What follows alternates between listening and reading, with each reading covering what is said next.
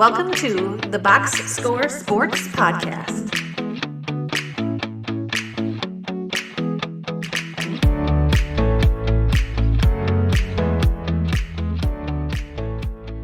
Okay, let's do it. Let's start with our great. Let me know. By the way, if you're watching this on YouTube, let us know in the comments down below what was your great for week 4. So for you, Clint, week 4, what was your great? Got to go with the Washington Commanders and Okay. Jaden Daniels. I mean, I know it was the Cardinals, but they're 3-1, and I don't think I wanted to put a little on on Washington, when we did our preview, but I don't know. I just didn't see it with their defense, and their defense still looks sketchy. But after the first couple games where they kind of babied Jaden Daniels and didn't kind of open it up, I mean, he looks legit, and they took it to the Cardinals, and I thought that'd be a high scoring game, both teams back and forth. Um, but it's impressive to see, his poise. I think he's at what, like an 80% completion percentage right now, which is, 86. yeah, like, 86. and that game a couple weeks ago, last week, where he just dropping dots in the corner to Terry McLaurin while getting sacked against the Bengals. Like, you can be nothing but impressed. I don't know if it's going to last the season based on the team that they have, but for this week, there's few things more impressive than Washington just scoring every time they get the ball. Yeah, wasn't there like a stat that they scored on like 11 straight possessions, or like they punt the ball once in the first like like 4.5 weeks. No, I'm sorry, 3.5 weeks or whatever. It was ridiculous. It was like nobody really could stop this offense. And I agree with you. They were great this week. Their defense held the Cardinals offense, who were kind of explosive to start the year. I think they had a big game last week. Did they not?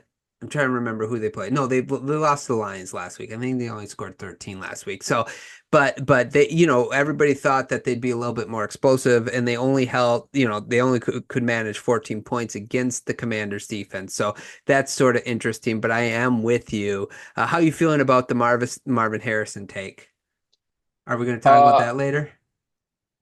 Middle ground. I mean, I feel vindicated because Malik Neighbors looks next level. So at Oh least yeah, I it's true. have That's a Malik fair point. Neighbors to fall back on. But Uh, a friend of mine out in Montana who's a Cardinals fan texted me after he had like that 3 touchdowns against the Rams. And I was like, I mean, it's the Rams. I mean, Jawan Jennings looked like Malik Neighbors against Yeah, sure, that's the fair. Rams. So, I mean, we got to temper it, but he's looked fine.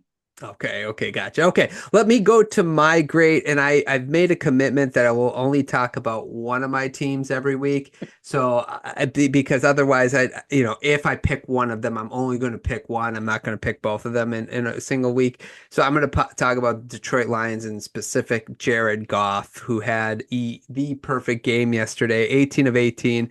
292 yards, 2 touchdowns, including a couple really good plays, especially that strike to Williams in the middle of the field that went for what, 90 some, well, 80 yards or whatever, 70 yards. But really good game by him. This is the way the Lions need to play, where he's only throwing the ball somewhere between 18 and 25 times, and then you just run it down the other team's throat.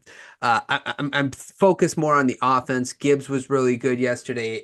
Montgomery, and then even Tim Patrick has made a couple plays, a couple blocking plays yesterday was included in that. And there was a play that he missed him wide open. That was the safety they got. But in particular, the offense and Jared Goff, I'm going to give the great to the Lions too, for week 4. I think minus the overtime against the Rams, this was the first time the Lions looked like the Lions all year. Yeah.